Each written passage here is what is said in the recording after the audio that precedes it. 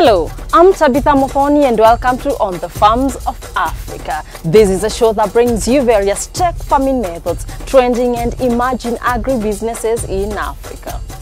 This week, we take you to Kitengela, Kajiado County, where we take a look at a way of controlling pests on our farms by the introduction of insect predators that feed on the pests.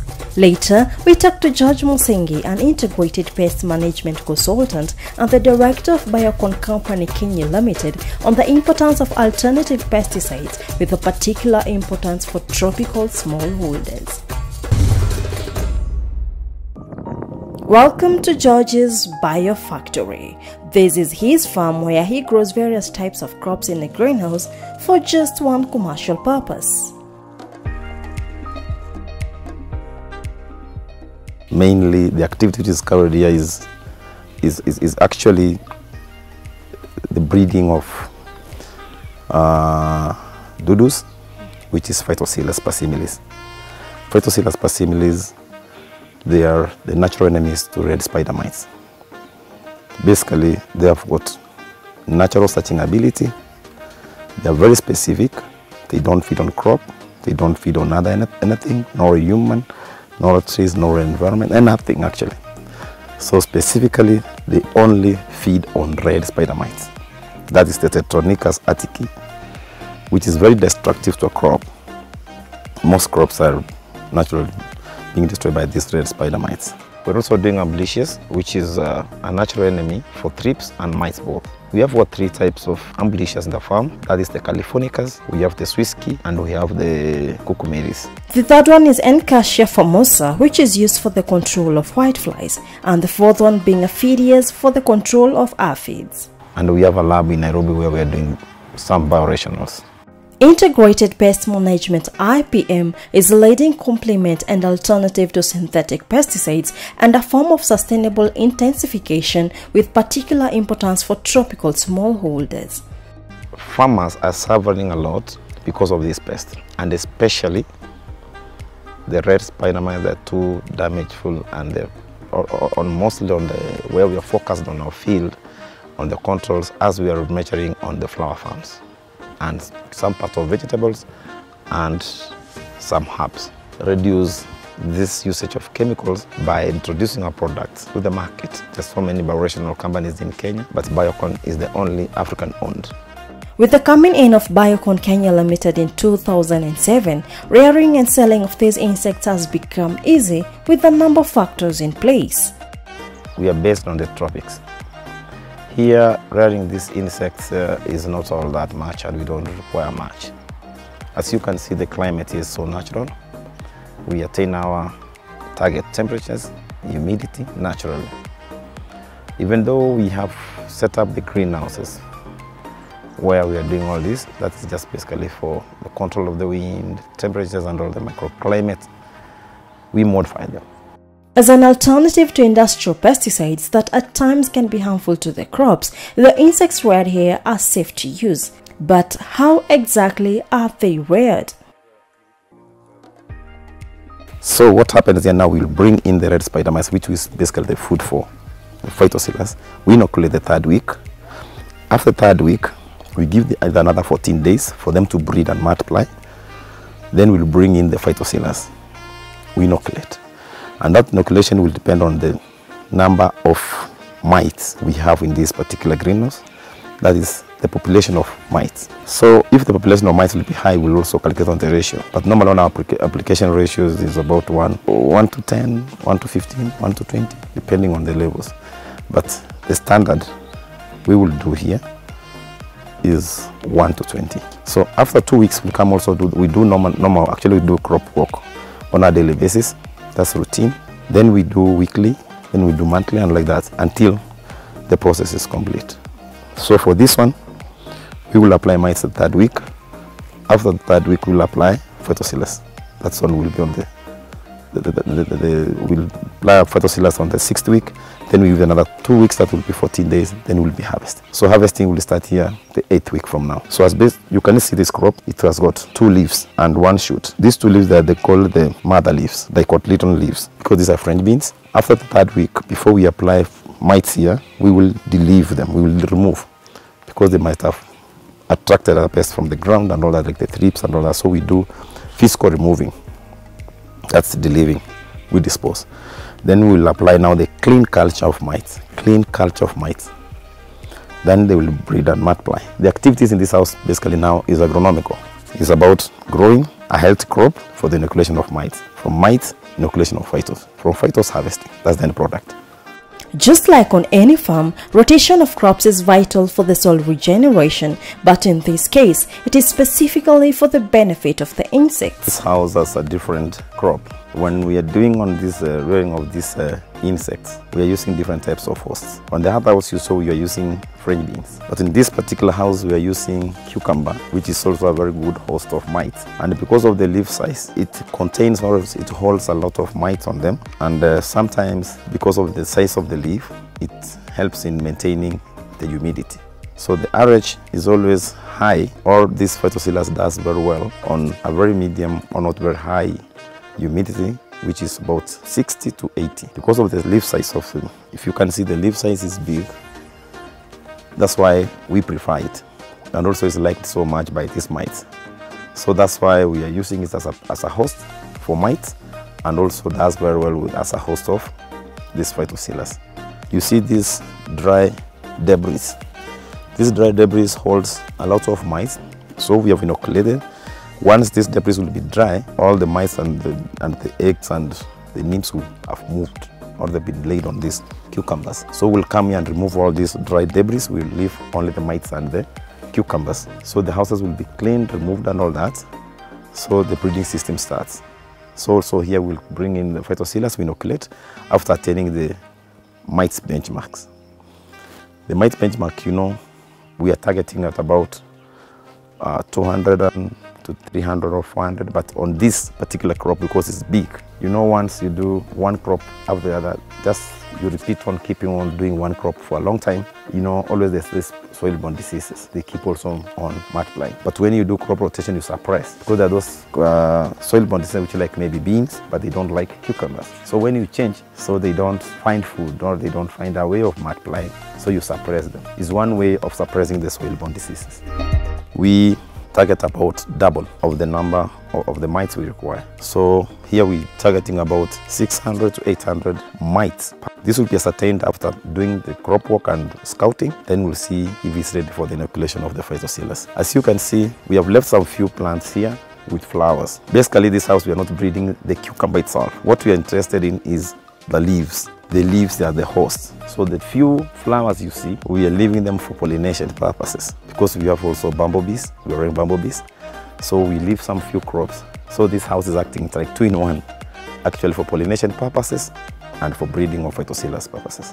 So this one, if you see like some few beds, that's 3 beds have been inoculated, and the 2 have not been inoculated because they are on different planting stages. Once we are done and we see like, okay, our bees have got enough pollen and all that, we'll come and remove all these leaves. We leave some few for seed making.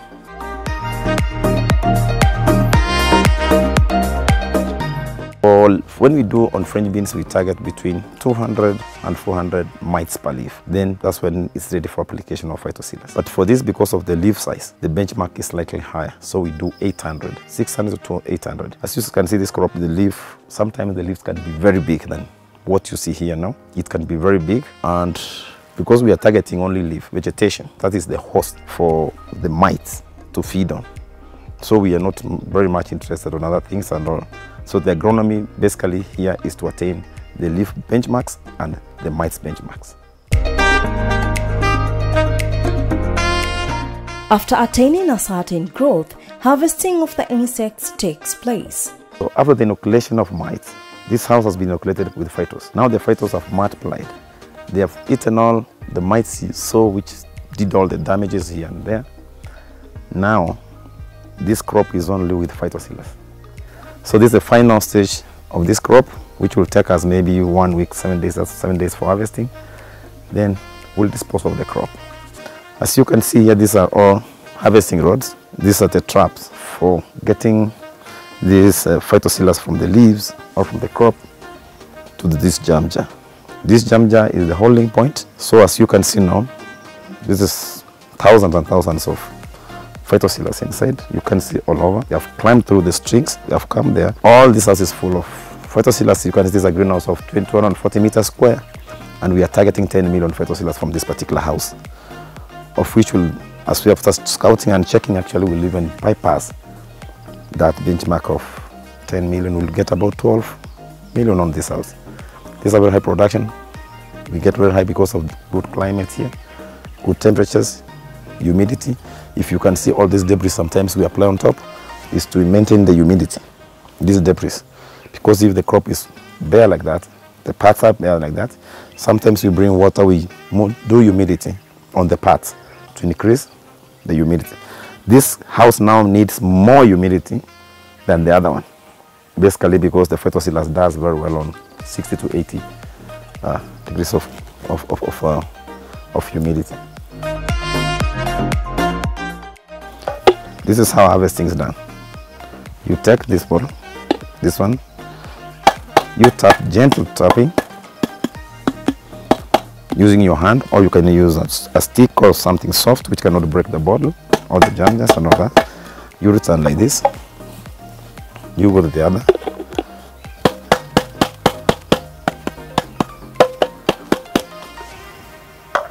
This is how harvesting is done. Then you lock. So you can combine like a whole bed, another bed. Then when you're going to QC, because we use our IOBC system of QC and packaging. So you will see like how, if you can see like this one is just another concentration of just a few bottles. We have like about, this is an estimate of about 2,000 predators inside. This house at the moment the temperature is very high, that's about 32 degrees. So we'll make sure that these phytosilars are inactive. Because if you leave them for long, they will have what we call cannibalism. Cannibalism, they will feed on each other. The weaker ones will be fed on, the stronger ones will feed the young ones, they will feed on the eggs, so finally the population will be lowered. So what normally happens, like after like we have harvested this, we have closed this, we take them and we make them immobile. Insects tend to think upwards. Therefore, various insects are harvested into the rods and hence vital for the laboratory selection process to pick the only right predators. When the right insects are selected, packaging then takes place. Normally our packaging is of 2,000 per tube. We normally pack them on tubes. We don't use this big. This is for harvesting purposes. And when we pack, we have smaller bottles, small tubes, because of the transport, to reduce the bulkiness. These phytosilars or these products are either malicious or everything we do, it has to be people to have very controlled temperatures, not very hot. We need to cool them, and especially these predators, we have to reduce the cannibalism percentage, because if they become so active, definitely they will cannibalize on each other. So we have to keep them at between the temperature of 5 and 10 degrees, which will make them not die, not froze them. At least it will make them immobile. So we subject them to diapause. Diapause, you know, is a situation whereby there's no multiplication, no feeding, no what, nothing. The insects are just there, remaining. They are not laying any eggs. So at the end, when we will now release them to the, we have starved them, so they'll be very hungry. So the moment we want to release them to the field, they will feed on all the target pests like immediately. We have a grading home where we do our packaging of our products, and we have got well-trained team as by the IOPC standards. That's the world accepted way of quality control checks, because we only sell products which is pure culture. As you can see, this is how we pack our products. We pack them on such sachets, which is completely sealed.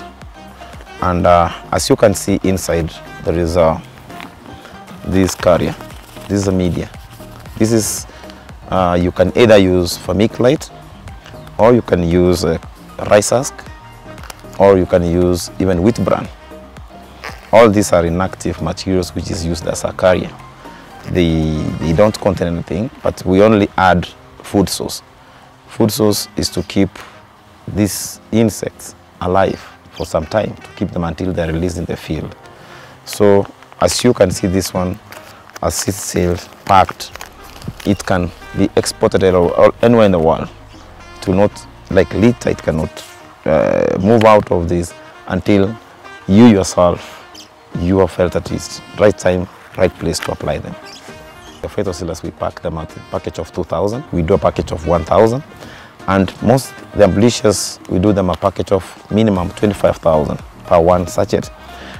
We have a package of 50,000, a package of 100,000, and a maximum we do 250,000 package. So normally in bleachers, when you pack them more, the mortality rate is low. That's why basically we feel like it's better we pack them more, not like the phytosilars where we do the minimum of at least 1,000. The farm pest control venture has been a successful one for George, traversing across the continent providing consultancy services as well as selling his produce. The job market is not bad, but you know everything, it has got its own dynamics. We have challenges, which is very normal in any business, and but we are trying to cope. Our market is more on the flower industry. So wherever you see when there's challenges in the flower industry, it's also trickles down to us. So when you see like there is a drop in the dollar, gain in the dollar, so our market is like, it also goes with a graph like up, down, up, down, up, down. But all the same, you try to maintain it. And even though sometimes we almost like nosedive, but again we come up. With a market as good as this one, the future looks promising for George. In future, we want to set up a lab for production of biorationals. So we want to add more products into Durotech menu.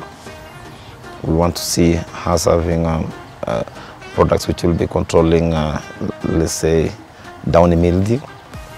We do products that will be controlling powdered mildew.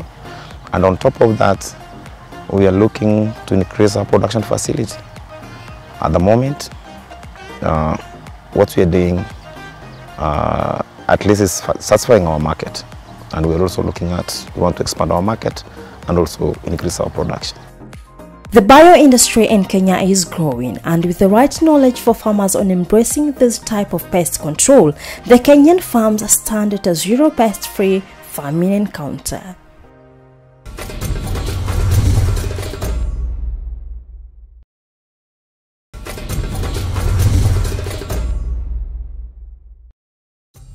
Coming up is a candid talk with George Mosingi, but first let's have a look at his profile. George Mosingi has a Bachelor of Science in Agriculture, a degree in Business Management and Integrated Pest Management Level 2 from the East African University of Kenya. George traverses across and outside of the African continent, offering consultancy services to various horticultural farms and flower companies such as Prima Rosa Flowers, Lorraine International, PJ Day Flowers, and so many more, all with an aim of offering a natural and better alternative to synthetic pesticides. Previously, he has worked with Royal IPM Kenya and Biocon Kenya Ltd, among others. Currently, he is a consultant and the director of Biocon Kenya Ltd, an all-African-owned biocontrol institution in Kenya.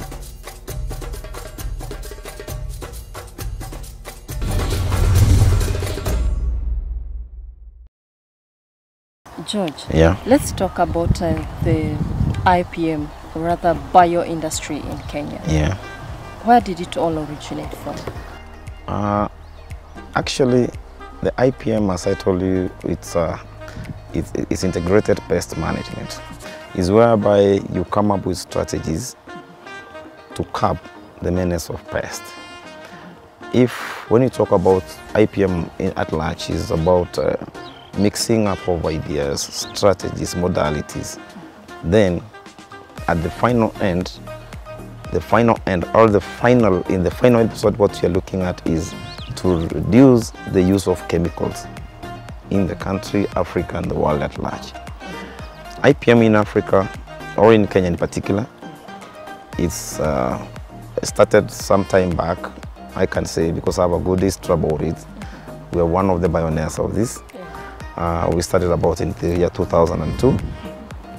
And that is when it was in the initial stages when people were being trained, even though it had a lot of challenges, quite a big challenges of people believing that insects can eat other insects until they control that you don't use chemicals. You know, we have been on these issues of chemicals for a long time. And there was no much moderation about these synthetic chemicals and all that. There was no controls. People were using even up to class 1, even on vegetables, which has a very big adverse effect on human beings, animals, and even the environment. So that's when we came up with this idea, like we have to create, or we have to come up with something which we can assist, we can do naturally, actually like can control the usage, or can minimize the uses of chemicals and also protect the environment. Yeah. Is this something that someone else can come in and say, hey, I think what you're doing is great, can you also do it? It's not like anybody can wake up and start doing IPM. You know, you have to look at the perception. What's the perception? But the good thing now, at least most people have known what's IPM, because it's involved a lot of training, a lot of sensitizing our people to know what's IPM, how it's being used, to maintain, and how to go forward with it. Actually, currently as we are speaking, most people in the industry, I can say the agriculture industry, they know what IPM is. Not necessarily about using of the phytosilars only, or the use of the amblicias only, or using of other biocontrol. But in general, people are fighting and looking at how can we conserve the environment, how we're going to keep our people safe. Is it whether like maybe using a lot of fertilizers or using a lot of manure? Is it about using all the chemicals or using on the predators? Or are we going to use the naturally occurring substances around us? So it might not be like easy, because also it has all the cost effective about it, and what is your market target? Yeah. All right. And how do you create awareness on general knowledge about bio? How do people come to know about it? Actually, we have set a team of trainers, which is basically training on chemical use, pesticides and chemical use. We have a team which is training on IPM. We have a chemical, we have a team which is training on conservation of environment. And that's why before anybody accepts to do this, he has to get proper training. Then from there, then you carry on like, okay, we want to supply a product, and that's once they've known what you are dealing with and how it's going to help them. Because after all, everywhere, which is a big challenge, is like everybody's looking at their cost. Everybody's looking at the cost. Every farmer is looking at the cost. Even if you come up with something new, you come up with a very fresh idea, very good, brilliant idea. At the end of the day, what cost effective, or what cost, when you look at this cost analysis, what is going to, how much money am I going to save? If it's not something going to save money, then it's not worth doing it. So that is the challenge. The main reason of us maybe doing this is for audit purposes. Maybe we want to make, it's for our own safety as a country that we enact these programs. But also, most people, they look at the cost. If somebody looks, okay, how is it going to affect me? How am I going to add what value am I going to get out of this? Of which it might not be directly that you are going to save money, but it's going to save you money in another way. Not directly like we want to save 10 shillings, 20 shillings. Okay, it can be that. But mainly, you're going to save maybe environment. You are going to protect your people, your workers, from maybe getting affected with these chemicals. And also, on the job market. Also, on your market where you sell your product. Because now, as we are talking, there's a lot of quarantines which have been placed against there's some pests which have been quarantined. Then definitely, if you can use this IPM, you will achieve. Yeah. All right, and on that, what's your market? My market is mainly on the roses, basically at the moment, even though we are doing some few for herbs and some vegetables. But we are focusing on indoor crop. Looking at locally and also internationally, do you export your final end product or your produce? At the moment we are doing, most of our market is local. The market is so big, I can tell you, very big. Kenya is one of the largest exporters of roses in the world. So before you target outside and going maybe other countries, Kenya is the big market. That's why you see all these professional companies, they are foreign owned. And they're coming all there to come and invest in Kenya because there's already a market. Even though our future plans are also to expand maybe to our neighboring countries, which also we know they have like enacted this idea because we have worked there, have consulted there, and also now the market requirement requires them to have to be either on IPM or they have to be on organic and all sorts. So that's our focus. That's our future plans. Okay, Mr. George, as always, thank you so much for coming onto our show today. Thank you very much also. Welcome. That's all we had prepared for you today, but tune in again next week where we get to explore more areas in the agribusiness sector. From me, Tabitha Muthoni, and the entire On the Farms of Africa team, have a lovely week.